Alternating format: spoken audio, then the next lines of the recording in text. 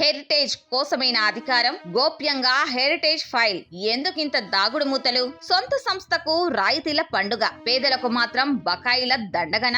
రాష్ట్రంలో అధికారాన్ని అడ్డం పెట్టుకుని ముఖ్యమంత్రి చంద్రబాబు నాయుడు తన సొంత కుటుంబ వ్యాపార సంస్థ అయిన హెరిటేజ్ ఫుడ్స్ కు అడ్డగోలుగా రాయితీలు కట్టబెడుతున్నారని బీసీవై పార్టీ తీవ్ర స్థాయిలో ధ్వజమెత్తింది. పేదలకు ఇచ్చే ఉపాధి హామీ వేతనాలు, రైతులకు ఇవ్వాల్సిన అన్నదాత సుఖీభవ నిధులపై లేని శ్రద్ధ తన సంస్థకు రాయితీలు ఇచ్చుకోవడంలో చూపడం సిగ్గుచేటని మండిపడింది. కేబినెట్ సమావేశంలో చంద్రగిరి మండలం కాసింపేటలోని హెరిటేజ్ ఫుడ్స్ యూనిట్ కు భారీ రాయితీలు ఇస్తూ ఆమోదం తెలపడంపై బీసీవై పార్టీ పలు ప్రశ్నలు సంధించింది. చంద్రగిరి మండలం కాసింపేటలో ఉన్న హెరిటేజ్ ఫుడ్స్ యూనిట్ కు రాయితీలు ఇస్తూ కేబినెట్ ఆమోదం తెలిపింది. హెరిటేజ్ టెక్నాలజీ అప్గ్రేడేషన్ కోసం సబ్సిడీ 5 ఏళ్ల పాటు 100% జీఎస్టీ రియంబర్స్మెంట్ ఇచ్చింది. కరెంట్ బిల్లులో యూనిట్ కు రూపాయి రాయితీ ఇచ్చింది. ఫుడ్ ప్రాసెసింగ్ పాలసీ 4.0 కింద ఇలా భారీ రాయితీలు కట్టబెట్టింది కేబినెట్. సరే, ఇంత పెద్ద తతంగం నడిపారు కదా, మరి మీడియా బ్రీఫింగ్ లో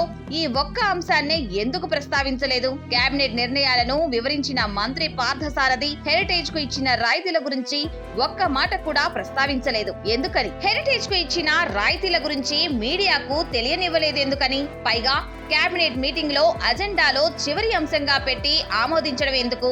అందులో ఏ తప్పు లేకపోతే ఇన్ని దాగుడు మూతలు ఎందుకు? రాష్ట్రంలో వందలాది డైరీలు, వేల మంది చిన్న వ్యాపారులు ఉండగా కేవలం హెరిటేజ్ కు మాత్రమే ఈ ప్రత్యేక ప్రేమ ఎందుకు? ఒకవైపు పేదలకు పండగ పూట వేతనాలు ఇవ్వడానికి పైసలు లేవంటూ, మరోవైపు తన సొంత సంస్థ ఖజానా నింపుకోవడమేనా బాబుగారి సంపద సృష్టి అని బీసీవై పార్టీ నిలదీసింది.